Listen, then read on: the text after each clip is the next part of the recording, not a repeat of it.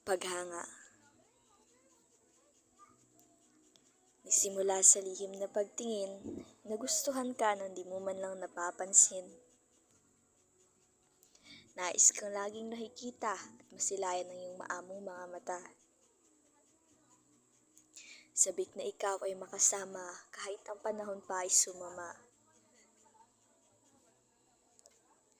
Mahirap itago ang nadaramang ito, lalo na kapag ikaw ay pumaparito sa lugar kung saan tayo hindi maiwasang magkatagpo. Susulyapan mo ako at nahuhuli na kanina pa nakatingin sa'yo. Minsan masaya kapag nasisilayan ka. Minsan masakit, lalo na kapag may kasama kang iba. Wala man akong karapatan, ngunit ako pa rin ay nasasaktan. Kahit magalit man ako sa'yo o magtampo, ay wala ka namang kasalanan. Mahirap man tanggapin, ngunit alam kong hanggang dito lang ang pwede kong maramdaman upang hindi na lubusang masaktan.